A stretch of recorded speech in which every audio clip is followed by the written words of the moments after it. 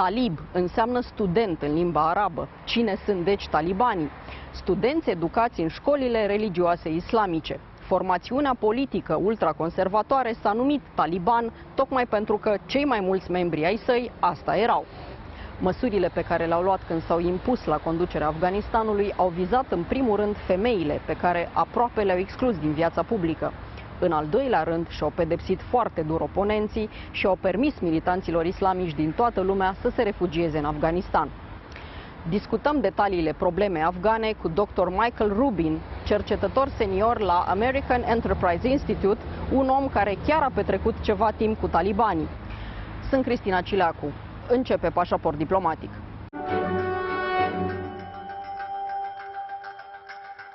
Dr. Michael Rubin, a senior fellow at American Enterprise Institute, welcome to Diplomatic Passport. Thank you. Singurul moment din istoria NATO când s-a activat articolul 5 a fost după atacurile teroriste de la 11 septembrie 2001. Statele Unite și aliații au luat atunci decizia să intre în Afganistan, statul unde se ascundea Osama Bin Laden, responsabilul principal pentru atacurile din America. A urmat un război de 20 de ani care în sfârșit se termină pentru cei veniți din afara teritoriului afgan, dar din păcate continuă pentru cei care trăiesc acolo. The talk today is about Afghanistan because, of course, the U.S. troops and the allies are withdrawing from this country, and we see that the Taliban are taking control to a bigger part now of the country. Is it going to be a civil war? At the very least, there will be a civil war. We've already seen, for example, that some of the regional warlords, like Ismail Khan out in Herat, have activated his personal forces simply because the central government hasn't been able to address the Taliban taking control of key regions. But when we look at the Taliban strategy, they've now been trying to concentrate their efforts in the north, in the areas that used to be controlled by the Northern Alliance, and in some cases had never been controlled by the Taliban before. What it seems the Taliban are doing is trying to cut off a new Northern Alliance before it can even form.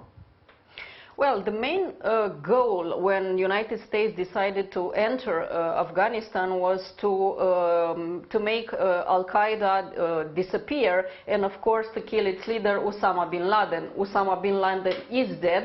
Al-Qaeda is not as powerful but still exists.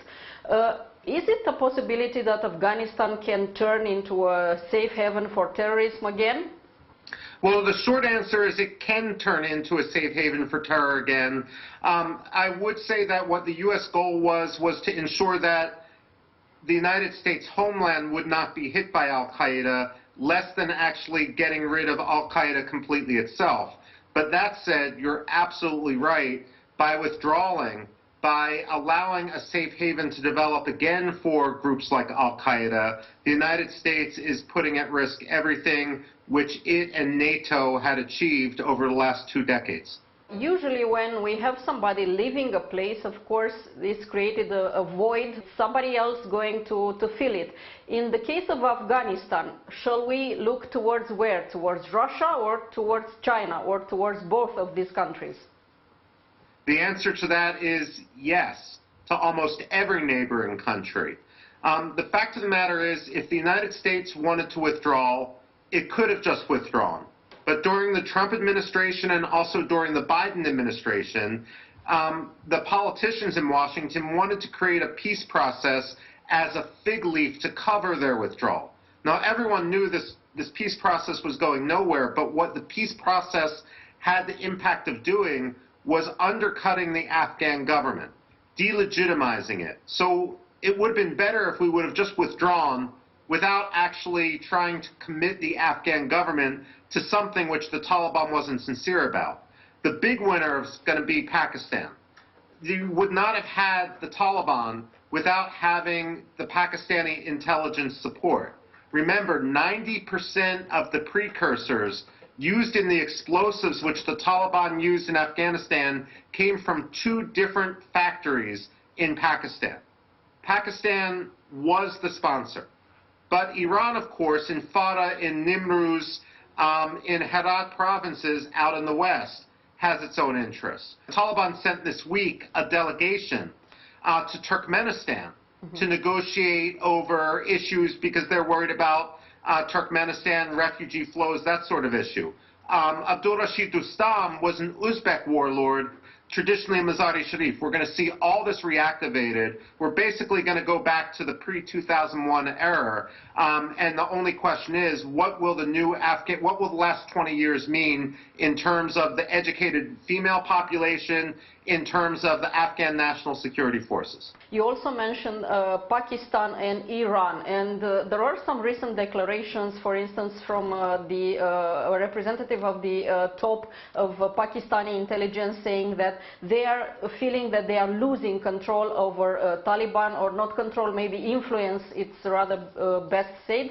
And also Iran looks towards Afghanistan, and with Taliban in control, they don't seem convinced that Afghanistan will be a good neighbor. So do you think this relationship will change?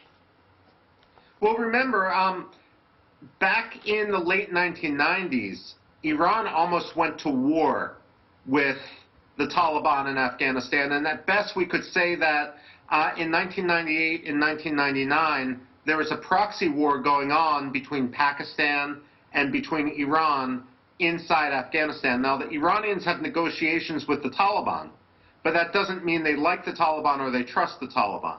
At the same time, the problem with Pakistan is this.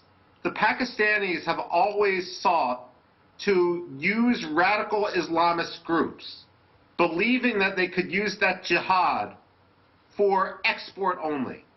But whenever they've had to deal with the backlash at home, it's turned into a disaster. Now, Islamabad, the capital of Pakistan, is a world unto itself. It's completely like anywhere else in Pakistan. And if you're sitting in Islamabad, you may think that you're living in a bubble. You may think that you can escape the consequences of the support of the jihadism. But what the Pakistanis may soon realize is that they can't. Now, also, the missing piece in this is, while we talk about what the Pakistanis might do in Afghanistan or the Iranians might do, if NATO leaves, what are the Afghans going to do? About a decade ago, I had a conversation with a gentleman who's now a very, very senior leader in the Afghan government. And what he said, it was against the context of a bomb going off at the Indian embassy in Kabul. What he said is, you know, you Americans know nothing about counterterrorism. And I said, what do you mean? And he said, look, the only way to do successful counterterrorism is if a bomb goes off in Kabul, then a bomb should go off in Islamabad. If a bomb goes off in the Afghan city of Jalalabad, then a bomb should go off in the Pakistani city of Lahore. And I said, what's stopping you? And he said, NATO's stopping us. But if NATO's no longer there, remember, the Afghans can sponsor their own terrorism, most likely towards Pakistan, but also perhaps towards Iran. That's something that's not on NATO's radar screen right now, but should be. CIA is going to stay behind because if the army is leaving, the intelligence will be staying. What will happen? Because without military support, it won't be that easy. Well, you're absolutely right there, and what the United States is doing with statements like that is trying to reassure part of the American domestic audience, as well as some Afghans, that we're not completely withdrawing. But after the United States withdrew from the Bagram Air Base, which essentially was the base of our operations, there's really not much we can do. If you're talking about having 600 troops surround the U.S. Embassy in Kabul and having all American personnel stuck inside that embassy, well, the intelligence stuck inside that embassy is going to be no more effective than if they were in Bucharest or if they were in Washington, D.C., because essentially they're in a bubble. So this is more a charade than anything effective. The key to intelligence, you have signals intelligence, where you intercept signals and such. That can be done from afar. That might also be done from some equipment inside the embassy. But then you have human intelligence, which is often more important.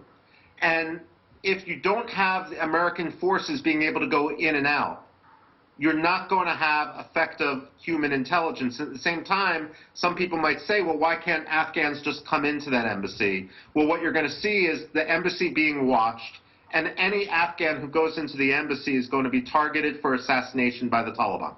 The reaction of Russia is also, let's say, a worried one, because they are afraid that Afghanistan will become a terrorist hub, and for that reason, of course, they are afraid that the extreme Islam will be exported towards their region. Will it be the case, or they will manage to negotiate somehow with the Taliban? The answer again is yes to both.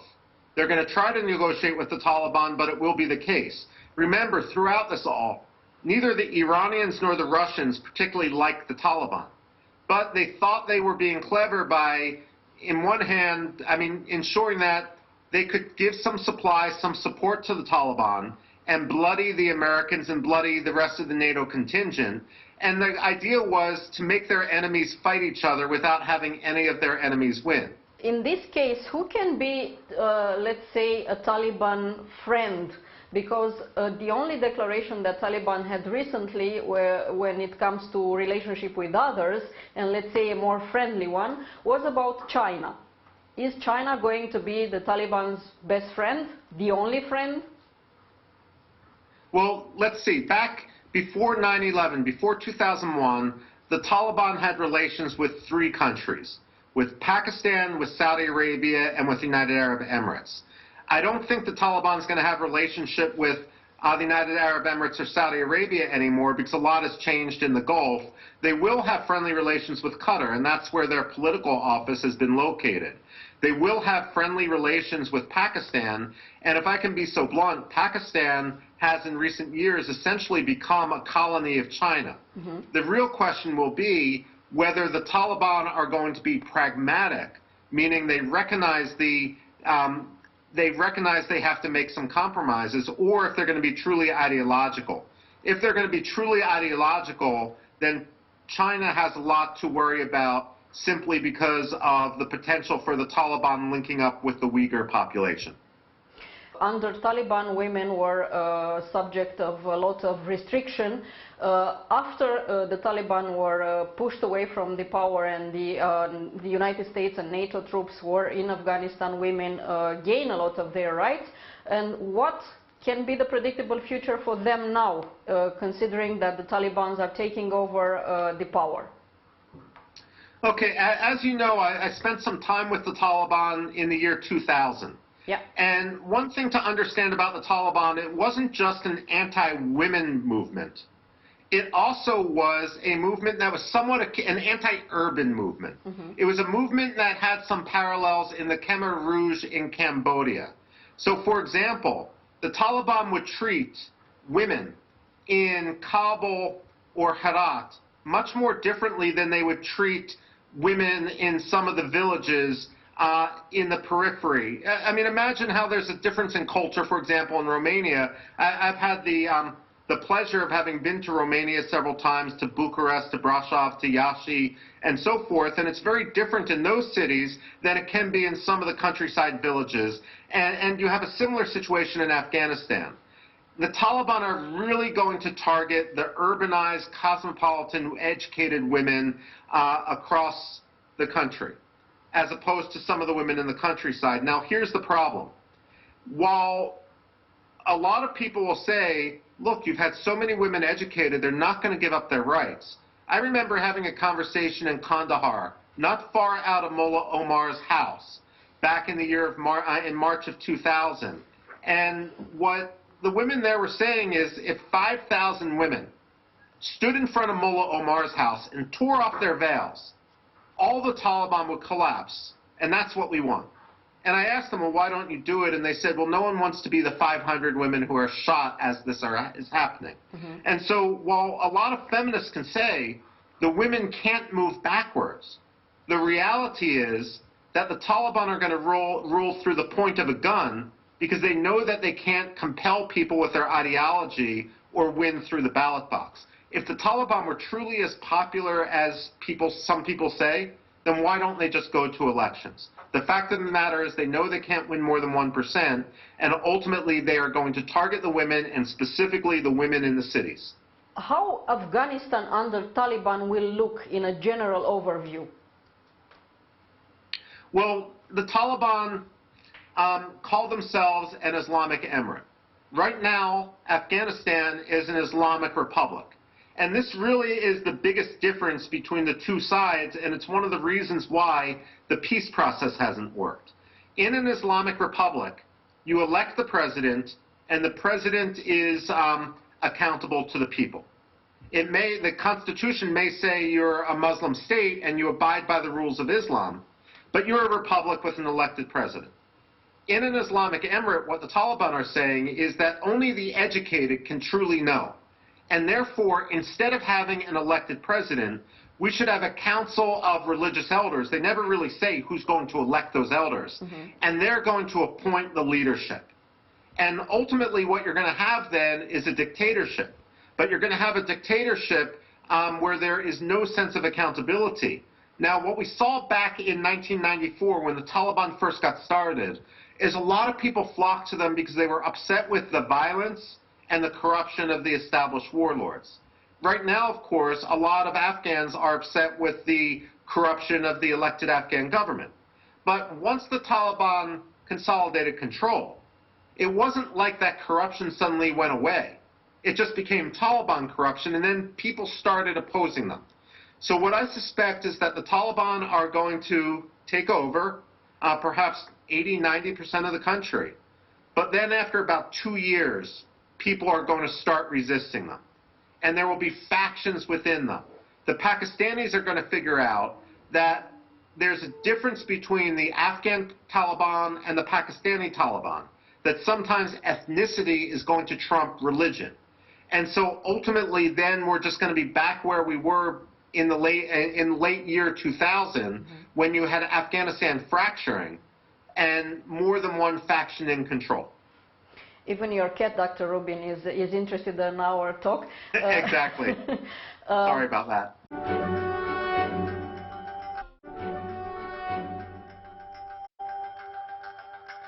President Biden had a lot of declarations saying that the official military-trained Afghan can handle the Taliban, but reality on the field shows that it's rather impossible.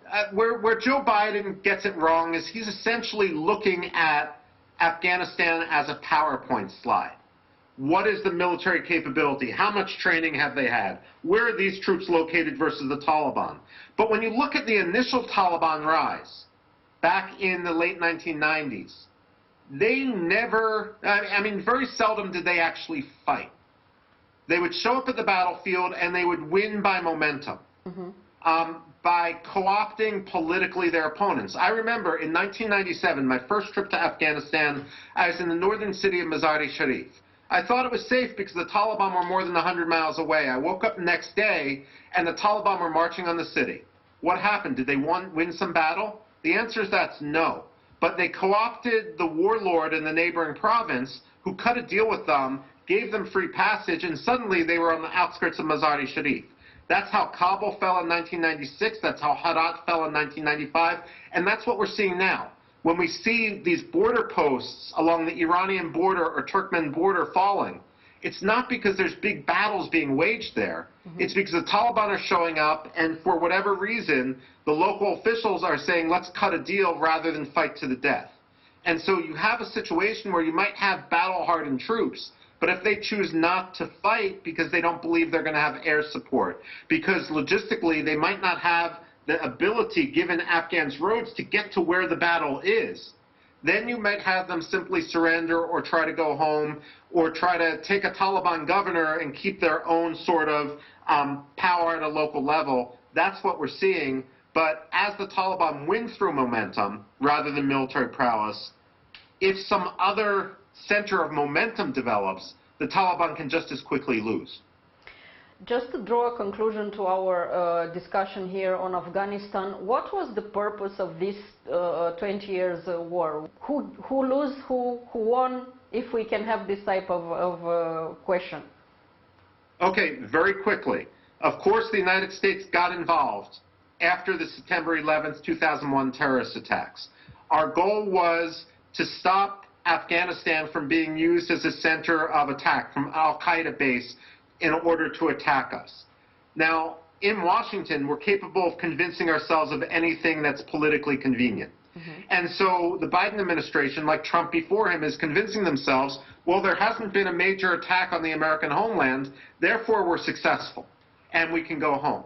In reality, however, this idea that the peace process has separated the Taliban from Al-Qaeda is nonsense. It's not as if, when you're talking about separating the Taliban from Al-Qaeda, you're talking about cousins separating themselves from cousin. And so we're leaving Afghanistan and creating a new vacuum. We've created a 2-year pause, but ultimately we're setting ourselves up for a huge symbolic defeat and perhaps an actual defeat as well.